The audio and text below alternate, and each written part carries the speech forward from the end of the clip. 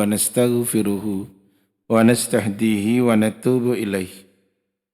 Wa na'udzu billahi min syururi anfusina wa sayyiati a'malina. May yahdihillahu fala mudilla lahu wa may yudlil fala hadiya lahu. Asyhadu an la ilaha illallah wahdahu la syarika lahu. Wa asyhadu anna Muhammadan abduhu wa rasuluhu sallallahu alaihi wasallam wa ala alihi wa ashabihi ajma'in wa man tabi'ahum bi ihsanin ila yaumiddin. Ya ayyuhalladzina amanu ittaqullaha haqqa tuqatih wa la tamutunna illa wa antum muslimun. Para tamu Allah, a'azzani Allah wa iyyakum jami'a. Kita bersyukur kepada Allah Jalla wa Ala yang menghadirkan kita di rumahnya, Masjid Az-Zumar. Mudah-mudahan Allah Ta'ala menerima segala amal ibadah yang kita lakukan di rumah Allah ini. Kita akan melanjutkan kaji kita dari kitabnya Syekh Jamil Zainu, yaitu Khudh aqidataka minal kitab wa sunnatis sahihah. Ambillah akidahmu dari Al-Quran dan sunnah yang sahih. Kita masuk di bab yang mana? Oh, ini sekarang? Baik.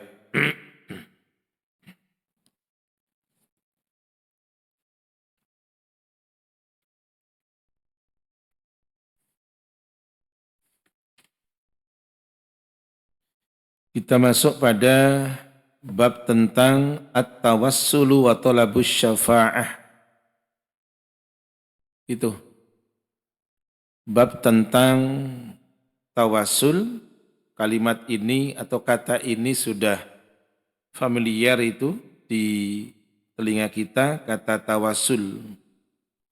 Bahasa Arab artinya berperantara. Wa talabus syafa'ah dan berharap akan syafaat atau pertolongan. Baik.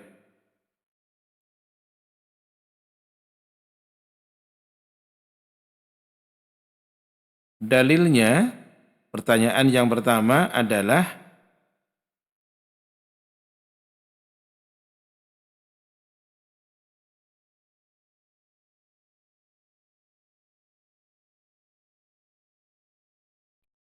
bima natawassalu ilallahi ta'ala. Baik.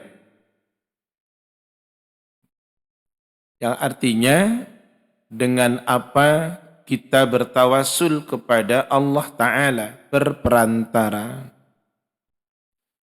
Orang kita ditambahi an belakangnya, tawassulan gitu ya. Itu bahasa Arab, artinya berperantara. Syekh Jamil Zainu memberikan jawaban para tamu Allah, at-tawassulu minhu jaizun wa mamnu'un. Tawassul ada yang boleh, ada yang dilarang. Tawassul ada yang boleh, ada yang dilarang. Yang pertama adalah at-tawassulul jaizu wal matlub.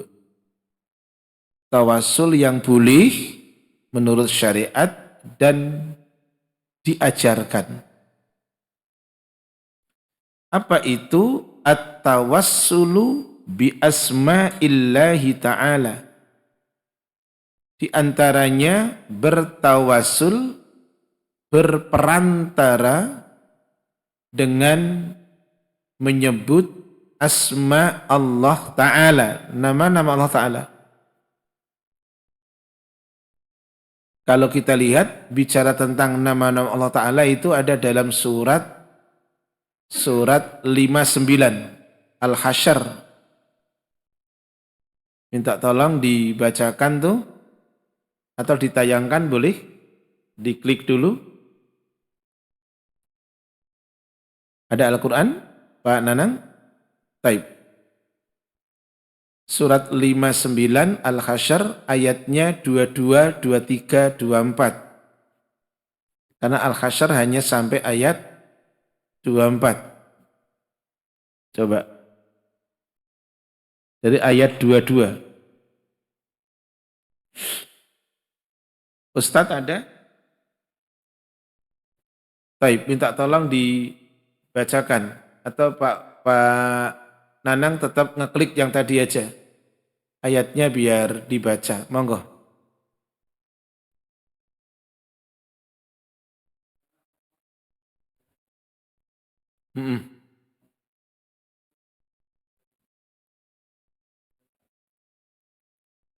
Iya, itu dari ayat 22 itu berbicara tentang apa namanya? Nama-nama Allah. Anda tunjukkan sebentar ayat yang ke-22.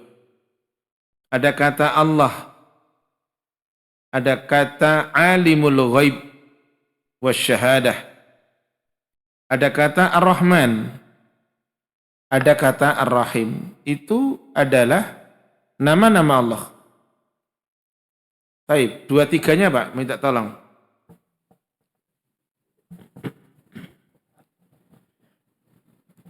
Dua tiganya.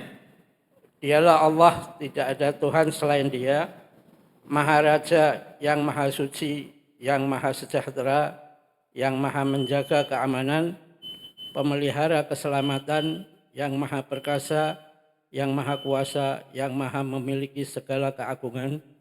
Maha Suci Allah dari apa yang mereka persekutukan. Kita lihat ayat 23-nya. Ada kata Al-Malik, Raja. Al-Quddus, As-Salam, Al-Mu'min, penjaga keamanan. Kemudian Al-Muhaimin, pemelihara keselamatan. Al-Aziz, Al-Jabbar, Al-Mutakabbir. Itu adalah di antara nama-nama Allah. Terakhir di ayat 24, Bapak, monggo. Dialah Allah yang menciptakan, yang mengadakan, yang membentuk rupa. Dia memiliki nama-nama yang indah, apa yang di langit dan di bumi bertasbih kepadanya, dan dialah yang Maha Perkasa, Maha Bijaksana. Kita perhatikan di ayat 24, ada kata Al-Khaliqu, ada kata Al-Bari'u, ada kata Al-Musawwiru. Ada kata Al-Azizu, ada kata Al-Hakim. Tadi kita telah mendengar bahwa boleh bahkan diajarkan sesuai dengan syariat, bertawasul, berperantara dengan nama-nama Dia. Bagaimana caranya? Bukan berarti cuma dihafalkan, tetapi dibaca, disebut untuk kita memohon kepada Dia. Apakah Ya Rahman ataukah Ya Rahim, dan masih banyak. Dan itu memang diajarkan, diperintahkan Allah Ta'ala. Sebagaimana surat 7 Al-A'raf ayat 180. Monggo Bapak untuk dibaca. Surat 7 Al-A'raf ayat 180.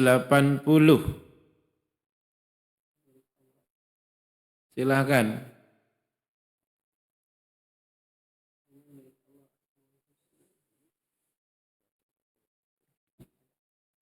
Yang ada di apa namanya? Yang ada itu hanya itu potongan ayat itu. Silakan monggo Pak dibaca.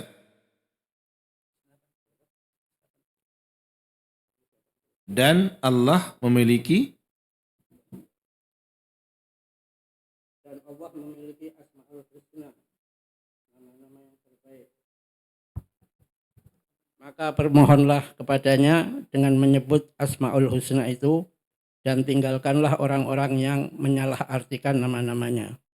Mereka kelak akan mendapatkan balasan terhadap apa yang telah mereka kerjakan. Ini adalah tuntunan yang disampaikan kepada kita.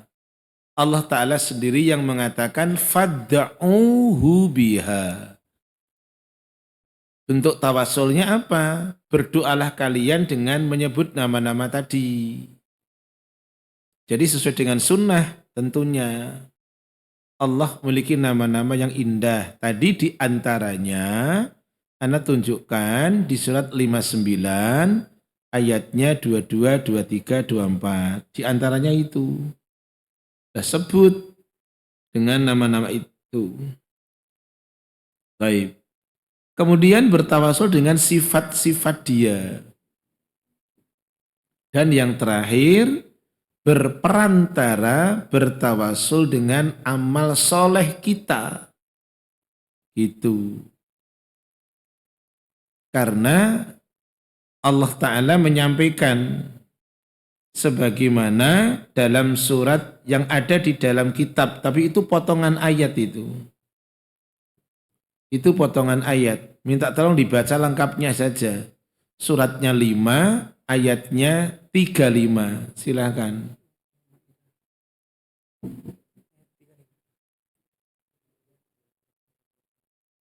Al-Maidah ayatnya 35. Monggo silakan.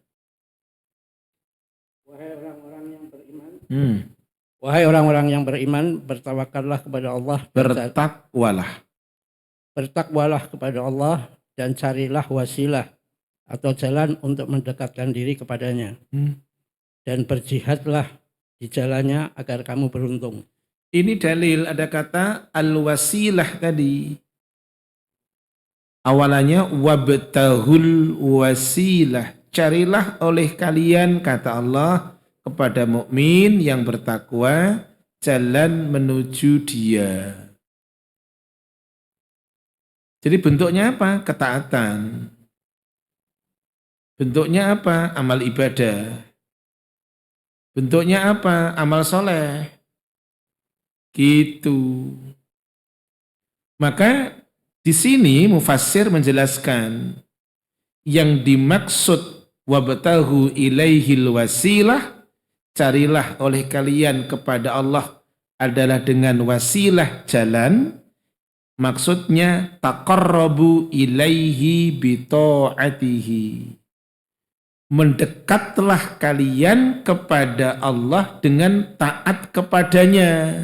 Amal soleh.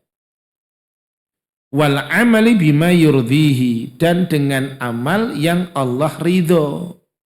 Kata yang cantik loh. Mufassir Ibnu Katsir menjelaskan dengan kata taqarrabu ilaihi bita'atihi. Mendekatlah kalian kepada Allah yaitu dengan mentaati dia. Tidak hanya itu, wal amali bima yurdihi. Beramal tapi dengan catatan Allah ridho. Ridho itu suka. Ridho itu rela. Makanya ketika anjenengan mengucapkan doa zikir pagi petang, raditu billahi rabba wa bil islami dina wa bi Muhammadin sallallahu alaihi wasallam nabiyya. Arti ridho, suka, senang, rela. Gitu. Nah, sekarang Anda tunjukkan. Tadi penjelasan mufassir mengatakan taqarrabu ilaihi bi ta'atihi. Mendekatlah kalian kepada Allah dengan mentaati. Apa yang mesti kita taati dari mendekatkan diri kepada Dia? Di Arba'in minta tolong jenengan baca. Hadis Arba'in nomornya 38. Monggo dibaca.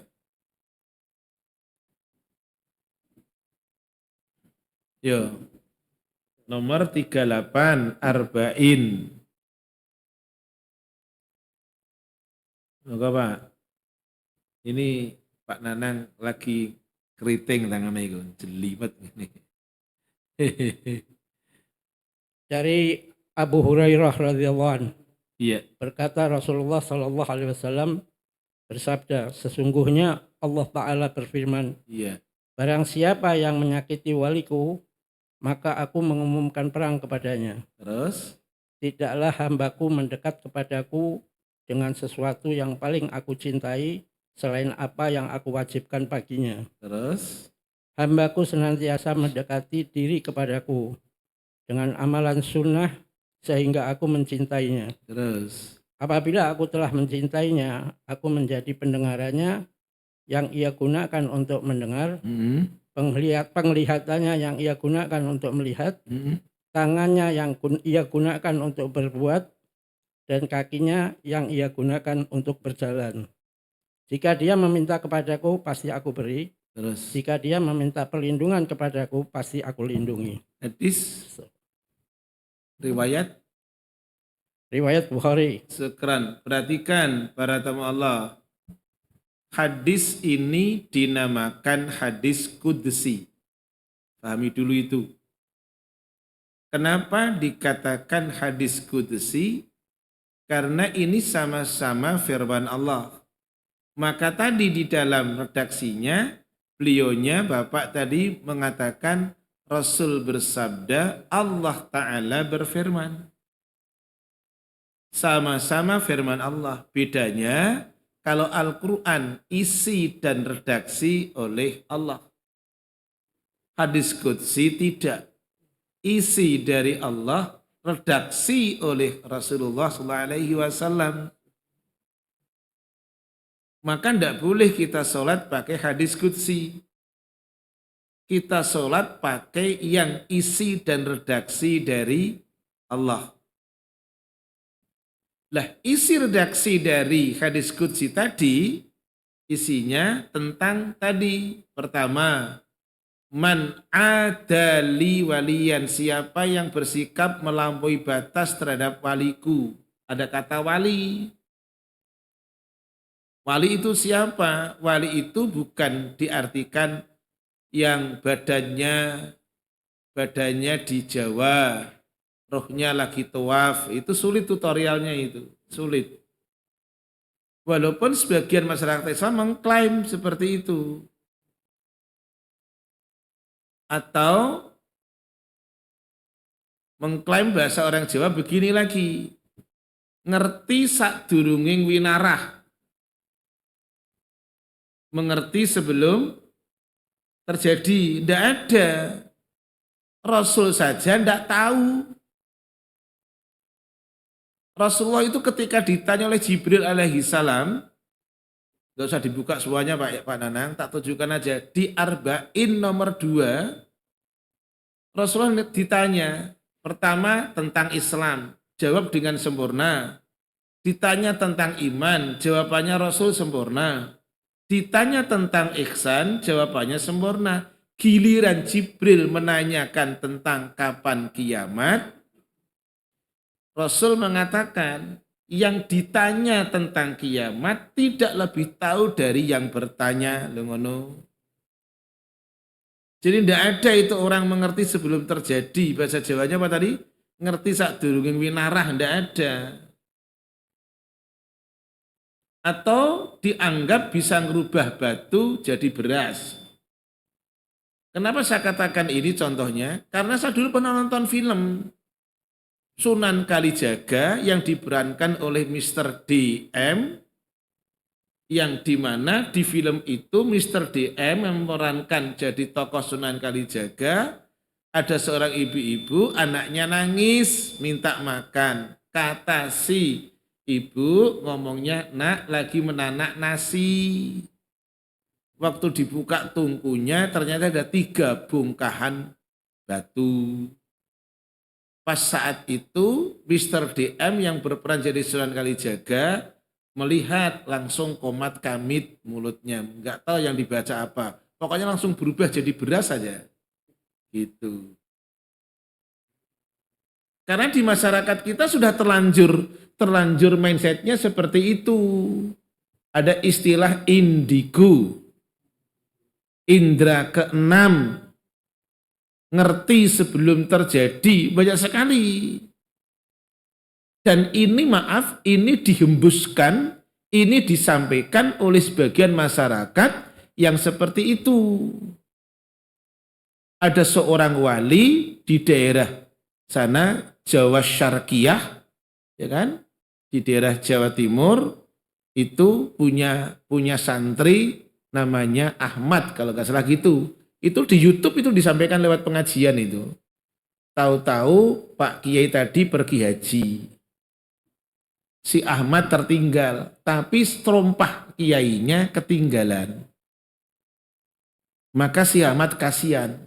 Tapi si Ahmad itu cuma dapat ilmu dari kiainya adalah kebus 10 diambil 1 tinggal 9, kebus 10 diambil 1 tinggal 9. Itu katanya. Diamalkan sama si Ahmad. Tahu-tahu si Ahmad sudah berada di samping kiai, lagi di samping Ka'bah. Loh, Mat, kamu sekarang di sini? Iya, Kiai. Loh, kamu kok bisa naik apa? Ngamalin yang Kiai ajarkan. Itu khurafat yang begitu kuat ditanamkan di masyarakat kita. Coba. Padahal tadi penjelasan dari Mufassir, Ibnu Katsir mengatakan, wasilahnya apa? Mendekatlah kepada Allah. Dengan apa? Tadi dibaca, Allah mencintai hambanya yang mengerjakan yang wajib. Karena mukmin, karena mutakin, itu syaratnya jadi wali. Syaratnya wali adalah tidak jelimet. Tutorialnya mudah untuk dikerjakan. Apa itu? Yang penting, monggo dibaca. Suratnya, surat 10, ayat 62, 63, 64. Monggo.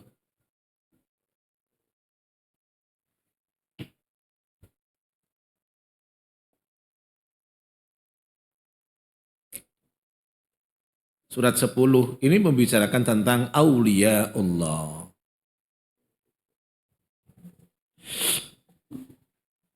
Surat Yunus. Iya. Yaitu orang-orang yang beriman dan senantiasa Itu bertakwa. 63, 62-nya dulu, Pak. 62. Ingatlah wali-wali Allah itu tidak ada rasa takut pada mereka dan mereka tidak bersedih hati. Terus Yaitu orang-orang yang beriman dan senantiasa bertakwa. Terus 64-nya? Bagi mereka berita gembira di dalam kehidupan di dunia dan akhirat. Tidak ada perubahan bagi janji-janji Allah.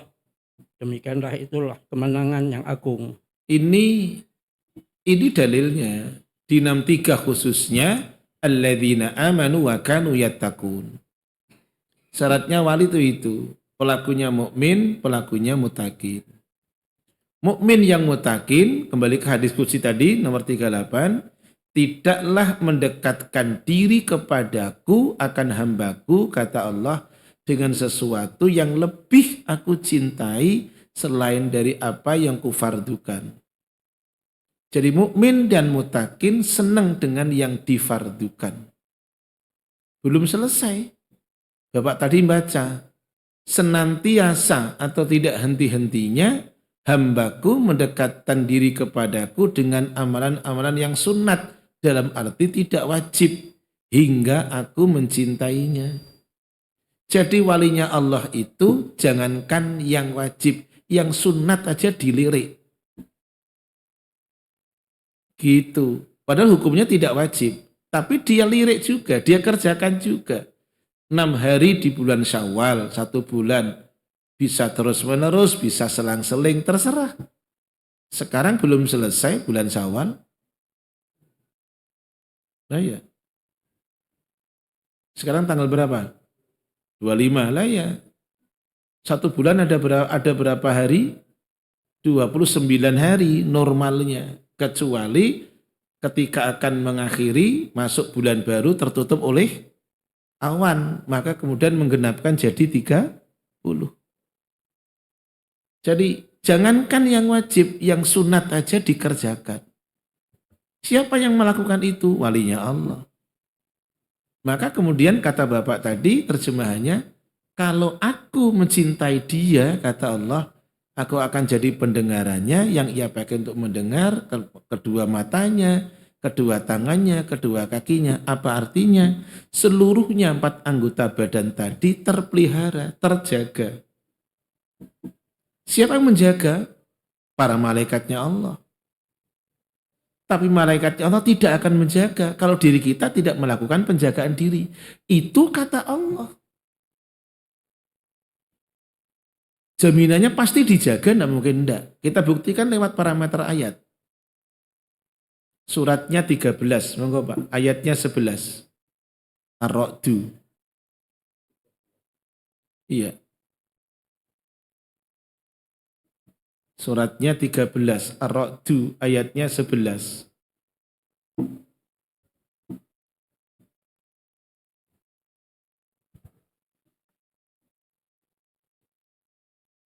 Baginya manusia ada malaikat-malaikat yang selalu menjaganya bergiliran dari depan dan belakangnya. Mereka menjaganya atas perintah Allah. Sesungguhnya Allah tidak akan mengubah keadaan suatu kaum sebelum mereka mengubah keadaan diri mereka sendiri. Dan apabila Allah menghendaki keburukan terhadap suatu kaum, maka tak ada yang dapat menolaknya dan tidak ada perlindungan bagi mereka selain Dia. Pokoknya yakin aja, kalau sudah melaksanakan tadi, yang wajib disenengin, yang sunat dilirik juga gitu loh.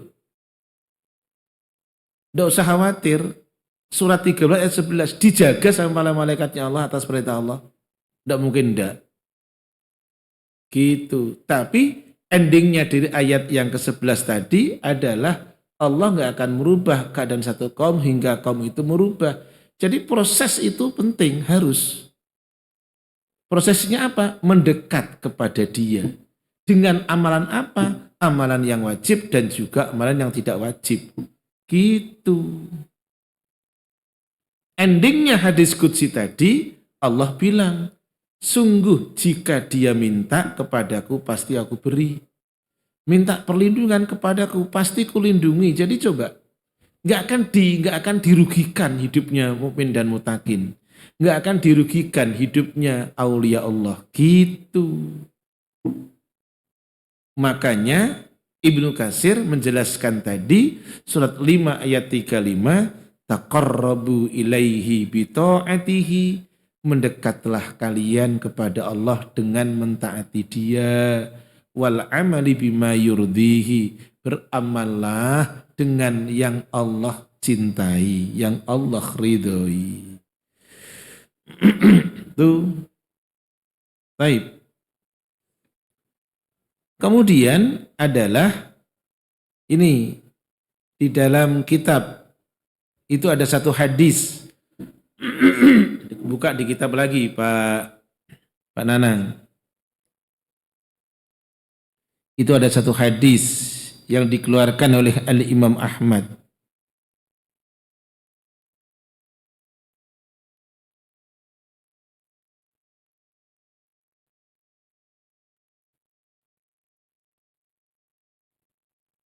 Taib, wa qala sallallahu alaihi wasallam, as'aluka bikulli ismin huwa laka. Saya mohon kepada engkau dengan semua nama yang ada padamu. Hadis dikeluarkan oleh Al-Imam Ahmad. Anak ulang.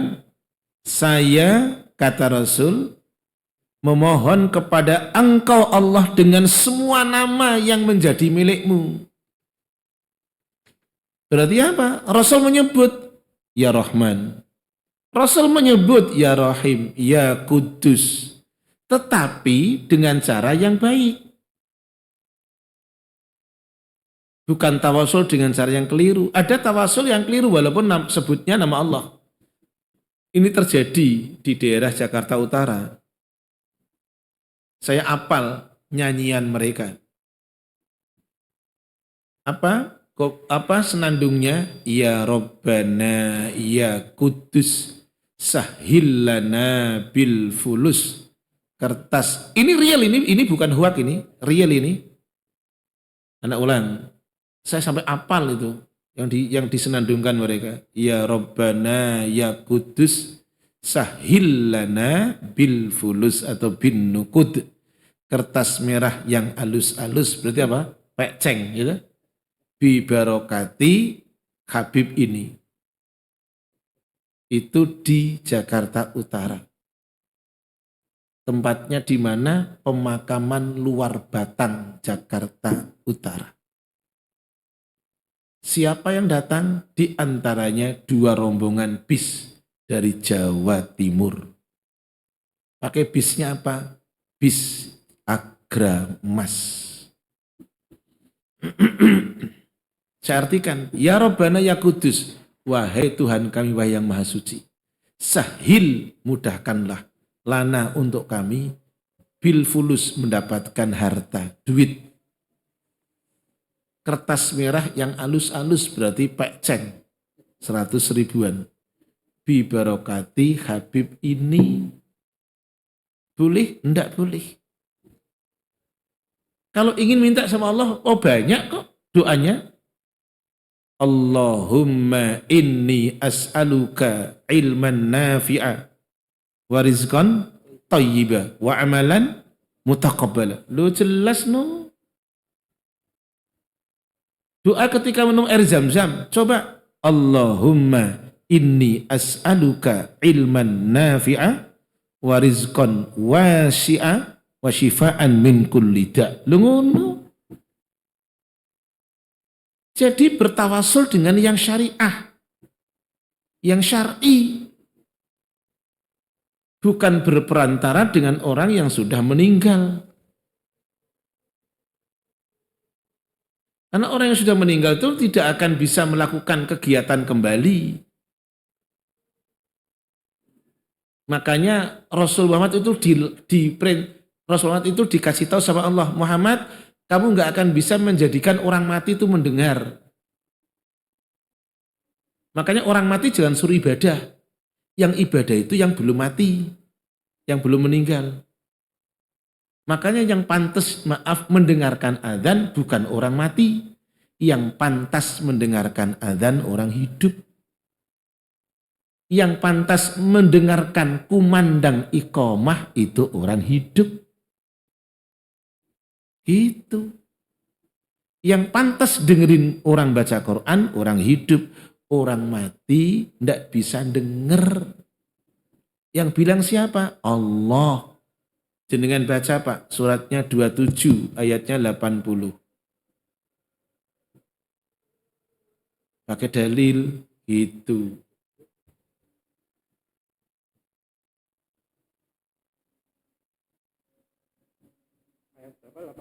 Nggih, surat An-Naml, ayatnya 80.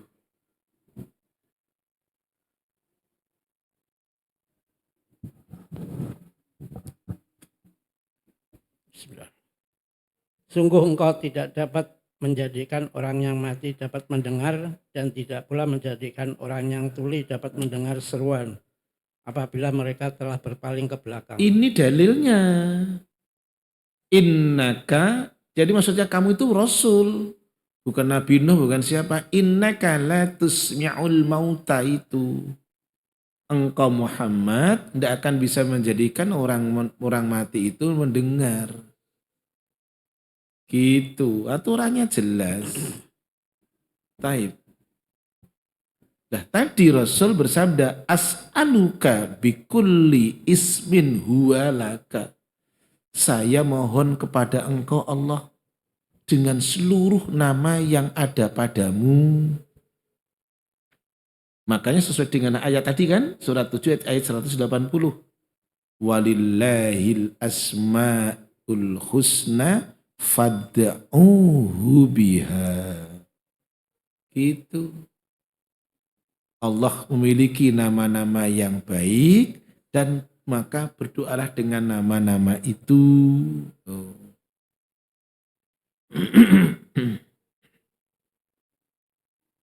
Nah, kenapa masyarakat kita sebagian terjerembab ke dalam pola ibadah yang keliru? Karena ya tadi dicontohkan oleh guru-gurunya dengan cara seperti itu. Di antaranya tadi yang saya bilang. Jadi beliau ini seorang wali yang memiliki tadi murid namanya Ahmad. Ahmad itu murid yang setia sekali. Diajari, dia tidak bisa baca, tapi ingat betul pelajaran kiainya. Tadi kebu 10 diambil 9 tinggal 1, kebu 10 dijikok 9 tinggal 1, gitu pokoknya. Lah waktu kiainya pergi haji, terompahnya, bakiaknya ketinggalan. Murid setia sakno, tahu-tahu tadi nyampe di sampingnya kiai. Itu namanya, nama kiainya awalannya KH. Itu dari daerah B. Nah, pokoknya itulah saya, ya. Bukan Bogor, daerah Jawa Timur kok. Pokoknya ngono lah. Ya. Itu akhirnya si Ahmad itu ada di sampingnya, ditanya sama Kiai kata di awalnya. Loh, Mat, kamu kok sampai sini naik apa, Mat? Membaca yang Kiai ajarkan gitu. Apa, Mat? Kebo 10 juga songo gerak siji, kebo 10 juga songo gerak siji. Coba. Itu coba leh. Dan itu real disampaikan oleh para kiai, di antaranya ketika menyampaikan itu. Jadi padahal adalah yang namanya karomah wali, Ibnu Taimiyah mengatakan wa annal karomata luzumul istiqomah fil haq. Karomahnya seorang wali itu adalah ketika dia tetap istiqomah pada jalan yang benar. Itu. Jadi bukan tadi bisa merubah bongkahan batu tegal jadi beras. Kita nggak akan impor beras. Top itu sudah swasembada beras cukup dengan doa. Yuk kita lihat sekarang di kitab wa qauluhu sallallahu alaihi wasallam lis sahabah alladzi sa'alahu murafaqatahu al jannah. Ini sudah masuk Isa? Sudah.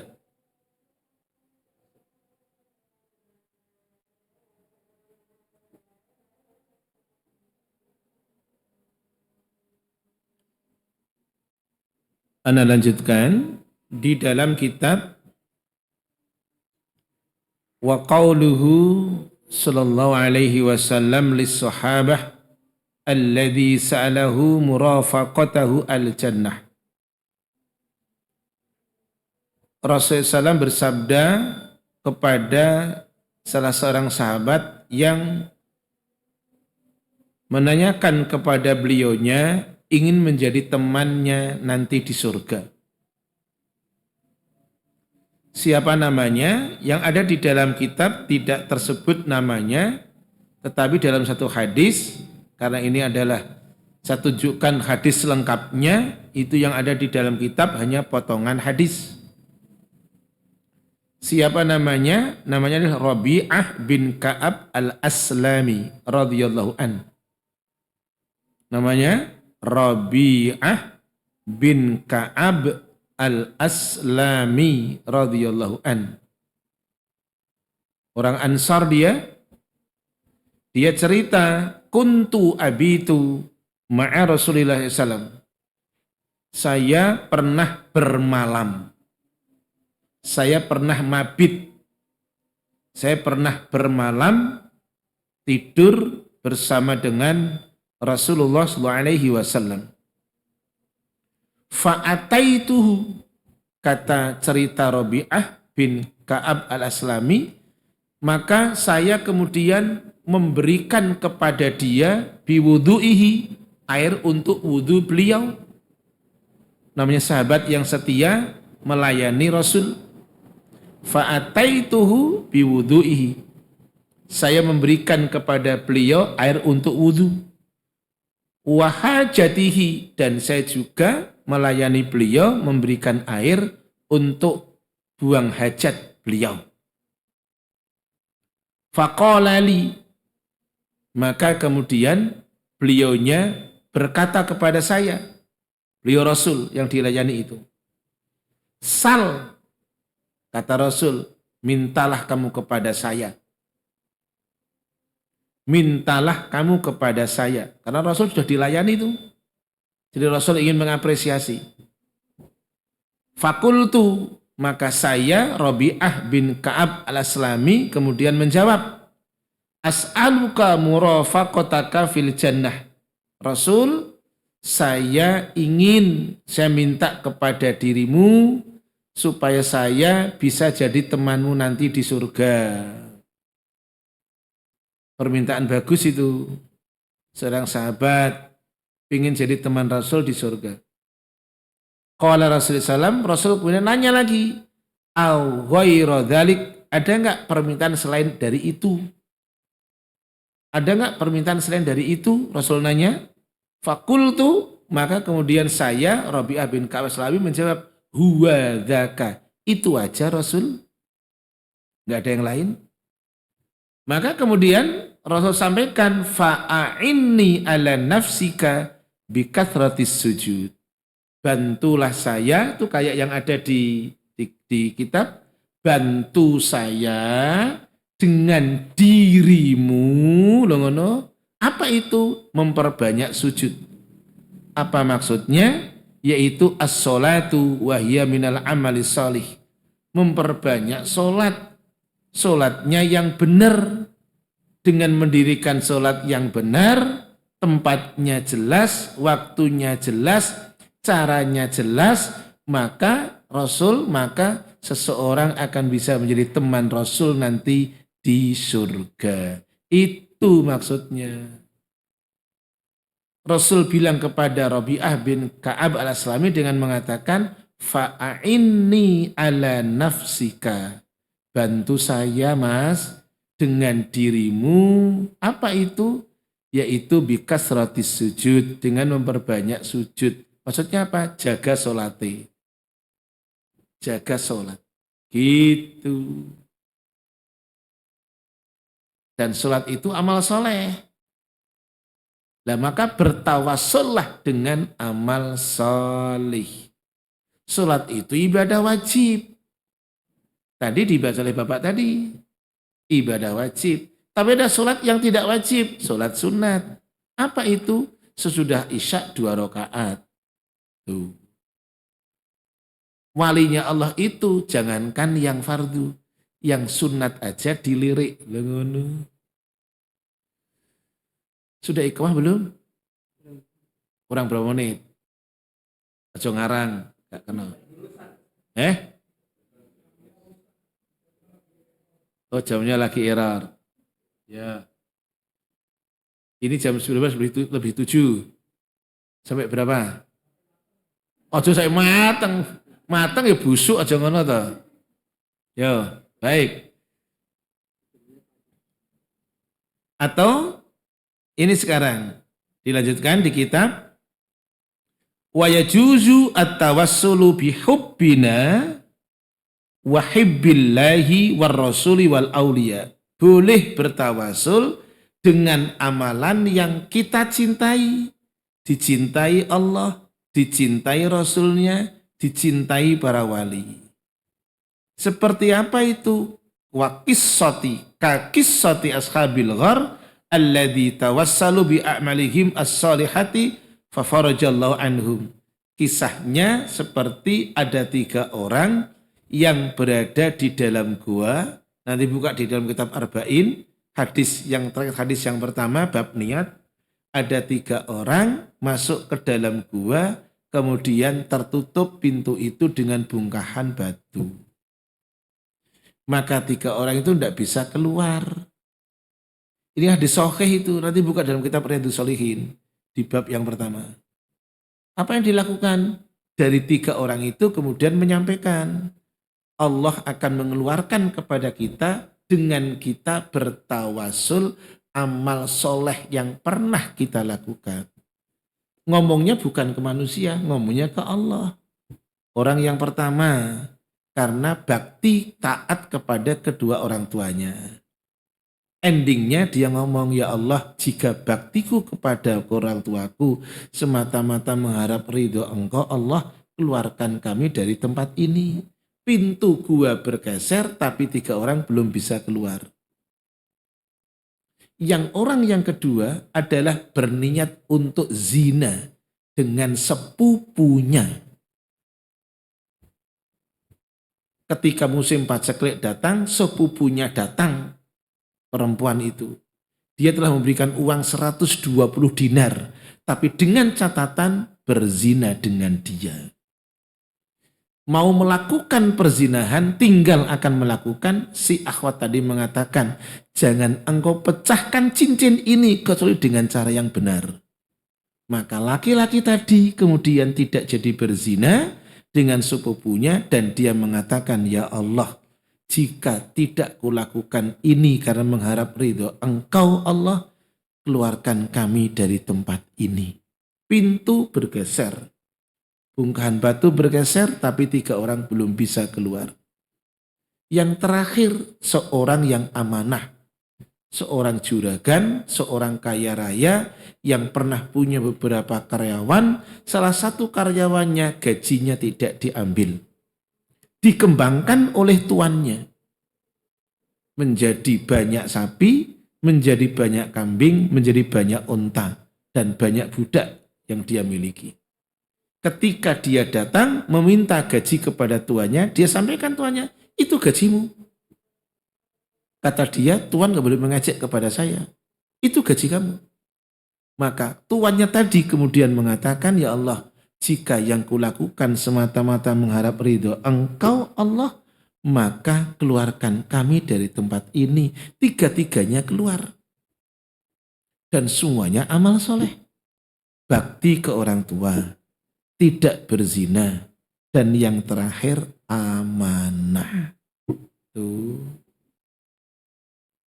Dah, mudah-mudahan besar manfaatnya. Kita sholat isya sekarang. Subhanaka Allahumma bihamdik asyhadu an la ilaha illa anta astaghfiruka wa atubu ilaik. Untuk yang akan datang tawasul yang dilarang. Assalamualaikum warahmatullahi wabarakatuh.